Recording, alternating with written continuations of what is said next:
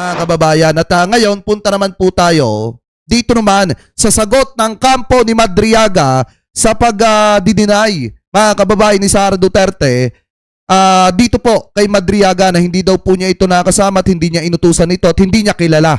So ngayon, eto na. Gawa ng naglabas po, mga kababayan, ng statement, ito pong abogado ni Madriaga at hinahamon po itong si Sara Duterte. Na ayon po sa kanila, sabi dito, Madriaga come to BP Duterte, deny connection to Bagman through interview. So ibig sabihin, kung talagang hindi daw kilala ni Sara Duterte, etong si Madriaga, bakit hindi daw po magpa-interview etong si Sara Duterte, mga kababayan, at itanggi niya yung connection niya kay Madriaga on interview, mga kababayan. So ngayon, eto, pakinggan po natin itong nakita nating balita. Galing po sa DZMM Teleradyo, ikinikredit po natin sa kanila yan. So ito, i-play po natin. Sinasabi po ni VP, sinisiraan siya ni Ginoong Madriaga at possible kasi baka meron siyang presidential bid. So, pamumulitika ang lumalabas na kanyang statement. Ano po ang reaction po ng inyong kampo? Hindi niya hinaharap yung issue na ibinato sa kanya. So yung reason kasi na everything is politics, yun lang lagi ang sinasandalan niya. Dahil nga, syempre politiko siya, talagang lahat ng sasabihin niya, lahat politika. Pero malinaw naman po yung doon sa pagkakabasa ko doon sa statement niya, itinatanggi niya yung personal na pagkakakilala. Correct. Napatunayan namin magkakilala talaga sila. May kumakalat na video footage kahapon. Makikita mo doon sa pagsalubong sa kanya during the campaign noong February 6 or 7, 2022. Siya pa itong naghahanap kay Ramil Madriaga, ang tawag pa nga niya, Sir Ram. So, nandun ba yung paggalang? Makikita mo doon na kinuha niya yung watawat doon sa isang... Wait lang, may nagtatanong lang, pinagkaiba ng insertion sa amendment. Ano yan? True ba? Yung insertion kaysa sa amendment. Wait lang, ito yung paliwanag dyan eh. Ito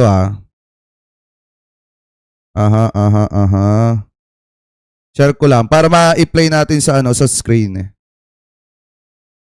Ihahabol ko lang, mga kababayan. So ito yan, mga kababayan. So sabi dito, amendment versus insertion. Ang amendment, mga kababayan, sabi dito, parte ng deliberasyon. Openly pinag-uusapan sa plenary o sa plenaryo, mga kababayan.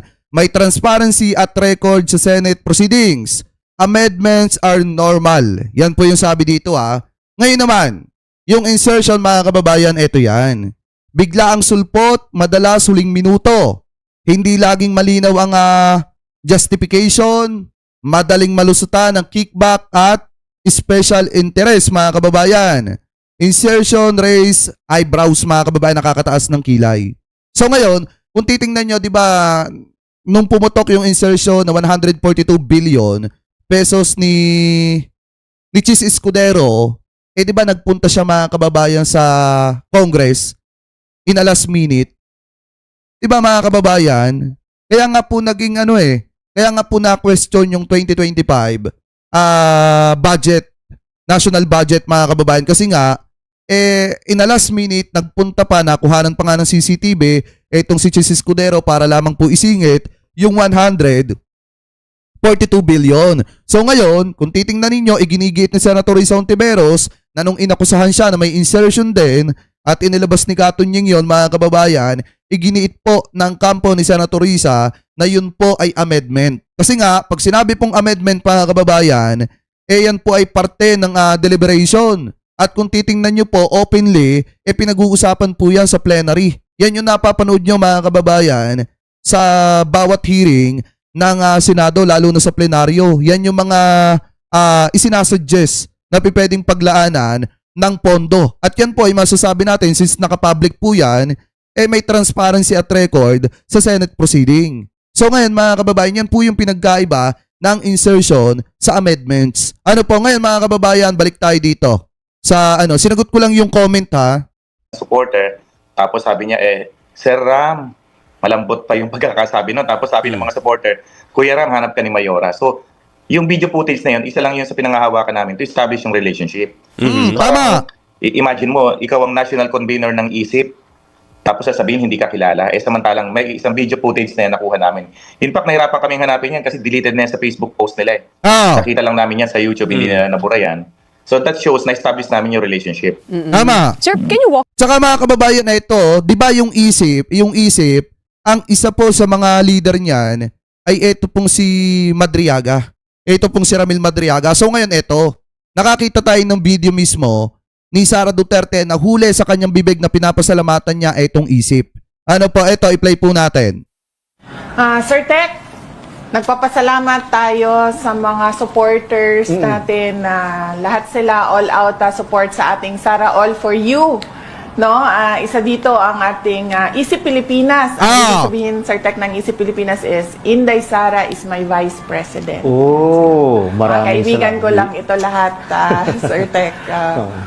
Mga supporting me dito sa aking journey. Ayan o.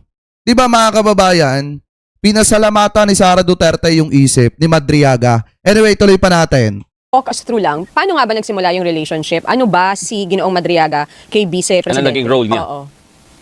Well, according to his affidavit, no, nakilala niya noong 2018 nakilala siya ni former President Duterte. Doon na nagsimula yung kanilang relationship and up to the point na nagbuo siya ng tinatawag na isip na ang sabi niya is Inday Sara is my president movement. Siya ang national convener noon. Kaya mapupunta mo doon sa mga 'Di ba? Ang bumuo mga kababayan ng isip ay eto pong si eto pong si Madriaga.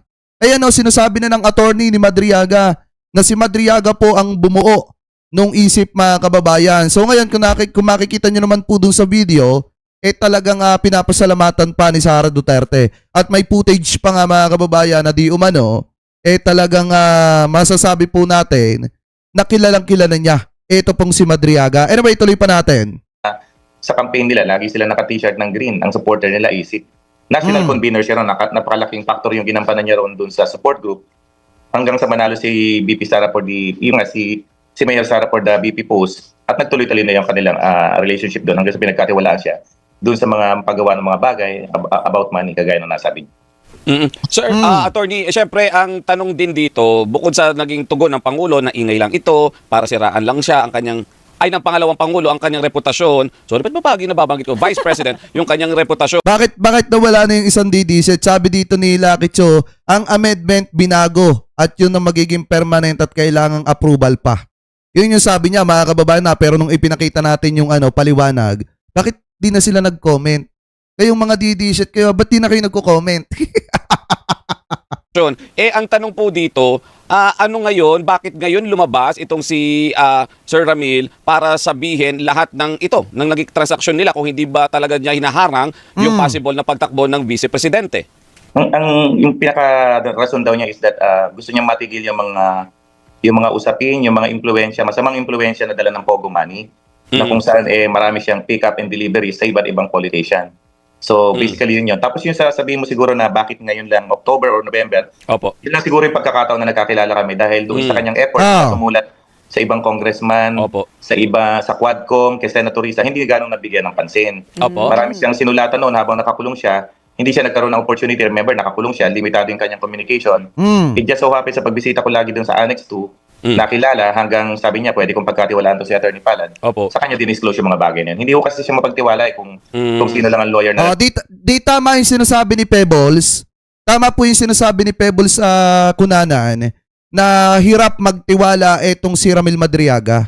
Kasi ganun din mga kababayan ang sinasabi po ng abogado ngayon ni Ramil Madriaga na si Attorney Palad, na kung saan talagang maraming beses muna siya na nakita-kita ni Ramil Madriaga doon po sa Annex 2 bago po niya nakausap etong si Ramil. Mga kababayan, kasi nga hirap daw magtiwala sa ibang tao, ito pong si Ramil Madriaga. Siyempre kahit sino naman, mahihirapan magtiwala lalo na kung yung taong pinagkatiwalaan mo inilaglag ka. Katulad ng ginawa ni Sara Duterte na mas piniling protektahan si Roque kaysa protektahan itong si Ramil Madriaga at yung mga kababayan nating magsasaka. Anyway, tuloy pa natin. Lalapit sa kanya. Opo. Masyado siyang namimili po ng kausap. Opo. Attorney, paano ninyo ite-take yung naging pahayag ng Vice President? Kasi, di ba, ang nagiging comparison po kasi, nung naglabas ang statement si Zaldico, video statement, sabi ng pangalawang Pangulo, kapanipaniwala. Itong kay Ramil, na idinadawit siya, na pinanumpaan ni Ramil Madriaga, itong affidavit niya, parang pan-distraction lamang.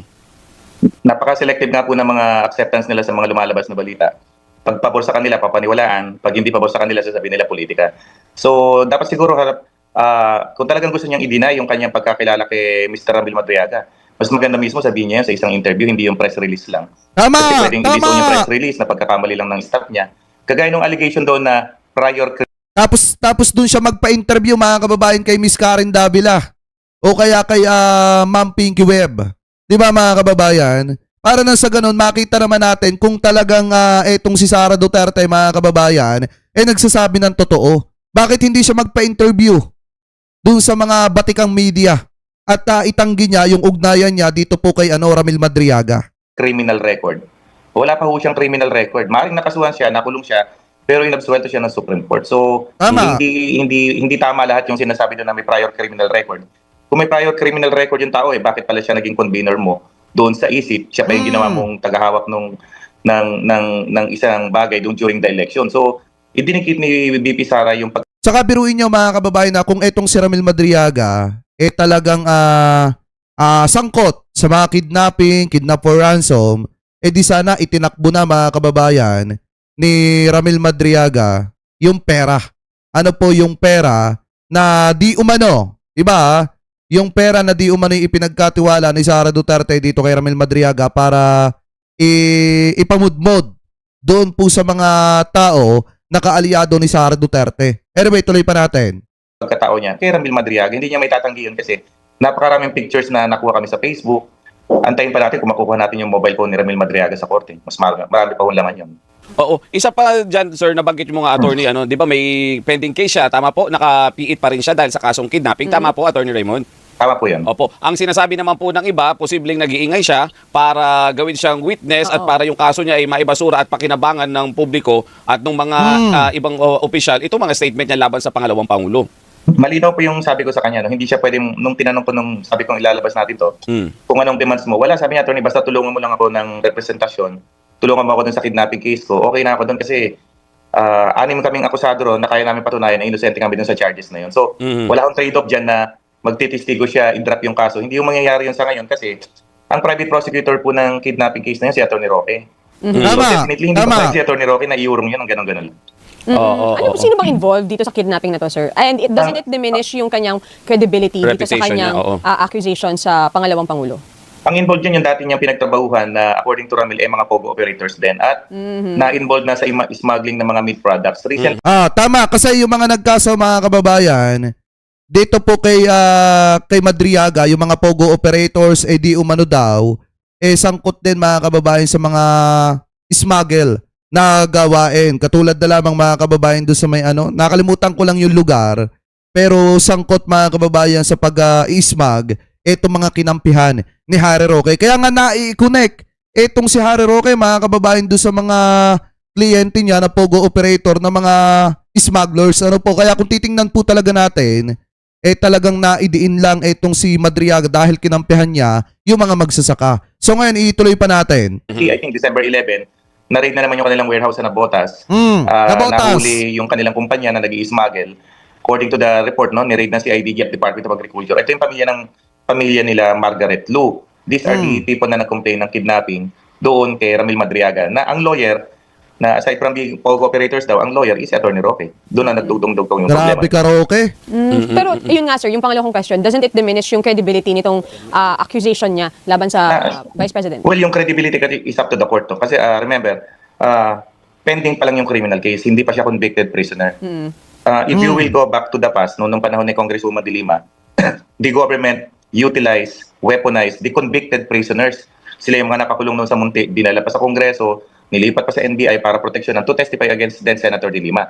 So hindi pwedeng sabihin ngayon nung ibang tao na let's say sa Duterte camp na walang credibility yan kasi may pending case. Yung administrasyon nila use those witnesses convicted pa to testify against De Lima and I think around 7 or 8 persons doon sa top 3 illegal drug cases. Pero nabasura nga yung mga cases na yun because they cannot prove yung conspiracy to commit illegal drug trading. So lahat naman po sa batas natin, all persons are qualified to become witnesses po. Tama. Doon naman po sa accusation na, doon sa Kasi kung titingnan po talaga natin mga kababayan, napakalaki po talaga ng pagkakaiba nung sinasabi ni Sara Duterte na kapanipaniwala na inilabas ni Saldico na mga statement mga kababayan na wala namang hindi naman nag-take ng oath etong si Saldico. Samantalang yung kay Madriaga mga kababayan, nag-under oath po siya. Nag-take po siya ng oath bago niya isalaysay mga kababayan yung kanyang mga binitawang salita laban po dito kay Sara Duterte. So ano po ang paniniwalaan natin mga kababayan? Di po ba? Kaya nga para sa akin mga kababayan, kung iisipin po natin, mas kapanipaniwala syempre yung nanumpa sa kanyang mga salaysay. Anyway, tuloy pa natin. Statement na siya ay bagman. Ayan. Ano po ang supporting, ano ba, may video ba? May ebidensya po bang pinanghahawakan si Ginoong Madriaga? According to him, yung kanyang mobile phone na binigay ni former President Duterte is nasa korte. Doon daw talaga nakalista sa, meron siyang ginawang diary doon ng lahat ng kanyang lakad at mga pictures ng pick-up ng pera, deliveries ng pera, kinukunan niya. So, that's why we requested the Ombudsman and the NBI to request the court to conduct forensic examination ng kanyang 3 mobile phone. Sumulat na po kami sa Ombudsman at Wala ba yung signal natin? sa NBI and hopefully to the power ng subpoena ng Ombudsman, baka ma-secure yung mobile phone na yun at ma-forensic examine po. Attorney, tama ba? Consistent Tama. sa sinasabi ni Ramil na ang Vice President Oy, thank you po kay Kuya Jojo Martinez ha. Kuya Jojo Martinez, mega love shoutout po ha. Maligayang Pasko sa inyo. God bless, watching from Canada. Oy, thank you po ha, Kuya Jojo Martinez. Thank you po sa mga nagpapapasko ha. Thank you very much po. Maraming salamat po. Anyway, tuloy pa natin. tumanggap ng mga donasyon ng kampanya mula sa mga Pogo Money? Yes po, ang sabi niya is that siya nagpipick up ng pera sa mga Chinese personalities na identified sa Pogo operation. Alam niya Grabe, kung saan no? siya kumukuha at pagkakuha niya ng pera, ihahatid niya, depende kung saan siya ipapahatid sa kanya. So, nung last visit, Kaya pala mga kababayan, si Sara Duterte walang gaanong iniisip nung tumakbo siya ng vice presidente kasi mga kababayan funded pala ng mga Chinese Pogo operators at ang isa pa funded din mga kababayan ng di umano mga drug lord. Ganun po katindi etong si Vice President Sara Duterte at mismong may ebidensya, mismong may buhay na testigo laban po kay Sara Duterte. Anyway, tuloy pa natin. po sa kanya 2 days ago, itong Sabado, he even mentioned delivering monies to 2 senators and around 4 congressmen. Grabe, no? Using Pogo money. So, malinaw ang kanyang recollection. At ang sabi niya, Senators. lahat yan Pogo money. Kung saan ko kinukuha yan, puro Pogo operators mga nakatira dyan. Opo. Medyo mabigat po kasi, attorney, itong accusation na to kasi hindi lang siya basta tumanggap sila mula dun sa Pogo Money. Kung kumampanya ka, tumanggap ka ng pera mula sa Pogo na nanggaling ng China, hindi para malinaw na paglabag to sa konstitusyon Tama. natin na nagpapapondo ka sa ibang bansa. Pero ano po ang magiging, syempre, ito na naman tayo, ano ang magiging ebidensya? Paano mapapatunayan lahat ng ito na sinasabi ni Ramil Madriaga, sir? Meron, according to him, meron siyang isang kasamahan, co-accused din niya, a certain Richard, na nakasabay niya ng ilang beses sa pag-pick up ng pera at pag-deliver sa persons designated by BP Sara. Sa ngayon, nasa Annex 2 din yung taong yon and hinahaya lang namin makapag-isip-isip para magsabi na rin, mag-execute ng affidavit. Kaya lang yung iba kasi raw natatakot kaya hindi pa lumulutang. Bukod doon, of course, yung contest Grabe. ng mobile phone niya, na nandun yung mga pictures kung saan niya iniiwan yung sasakyan, kung saan niya pinipick up yung kotse na puno ng pera. Marami daw po ng ebidensya ron. And text messages and calls na magko-connect kay BP Sara and other persons na katransaksyon niya po. At panghuling tanong na lang po, attorney, ano ngayon yung siguro plano? So ngayon, nakakulong si Ginoong Madriaga, sumagot naman si Vice President. And from your end, as his counsel, ano ang inyong plano moving forward? Well, sa amin, nakapokus kami na ma-forensic examine yung kanyang mobile phone and hoping kami na yung Ombudsman will be sending representative lawyers to further interview, conduct investigation kay Mr. Madriaga doon sa Annex 2 po. If they can validate, they can interview, conduct further examination para magkaroon po ng additional information ng Ombudsman diretso from their mga people nila na siyang magtatanong kay Ramil Madriaga po. Okay, sige sir. Patuloy kami makikipag-ugnayan para po Grabe no mga kababayan. Ay, shoutout po kay BMB Rose Macho ha. Merry Christmas din po kay Luwaton. Merry Christmas din brother. Ayan, maraming salamat po ha. Biruin nyo mga kababayan, isipin nyo pong mabuti ha. May dalawa pa palang senator and may mga congressman na tumanggap ng pera. Galing po dun sa mga Pogo operators at siguro baka tumanggap din po ito ng pera galing po sa ipinagbabawal na bato. Ngayon ang tanong, sino yung posibleng mga senators na yon? Kasi 2 senators eh. Sa inyong palagay, sino kaya yung mga senators na yon na tumanggap ng pera galing po sa Pogo? May idea na tayo kung sino yung isa. Kasi, di ba, may lalabas ng bagman yun na tumanggap siya ng pera sa mga Pogo operators, mga kababayan. So kayo, kung kayong tatanungin, anong masasabi ninyo? Hingil po mga kababayan, dyan po sa issue na yan. Dyan po sa topic na yan mga kababayan. Kasi isipin nyo ha, kung gaano po katindi ito. Talagang matindi mga kababayan. Yung mga senators na yan. Lalo na kung nakaupo pa yan hanggang ngayon. Diba kaya pala todo kampi kay kay Sara Duterte. Baka kasi dahil may pakinabang nga. Ano po kaya pala galit na galit kay PBBM nung ipinaban yung Pogo kasi malaki po pala talaga pakinabang nila dyan. Diba? Kaya dapat po talaga mabulgar na yung mga sikreto ng mga yanan sa ganon. Matandaan nyo kung sino ba ang dapat pagkatiwalaan pagdating ng susunod na eleksyon. Kaya ako mga kababayan talaga, siguro may mga susunod na pasabog pa itong si Ramil Madriaga kasi hindi nila, syempre, hindi sila papayag na itatanggi ni Sara Duterte ng ganun-ganun na lang lahat. Syempre, sasagutin yan ng kampo ni Ramil Madriaga. Pero ang maganda po kasi dito ang hamon ng abogado ni Ramil Madriaga, magpa-interview daw si Sara Duterte at sagutin niya via interview na hindi niya kakilala itong si Ramil Madriaga. So kayo, mga kababayan, kung kayo po ang tatanungin ano po ang masasabi ninyo, hingil po dyan po sa mga issue na yan na tinalakay po natin. Comment below na lamang po kung ano pong opinion ninyo. Hingil po dito sa mga issue na ito na hinimay po natin.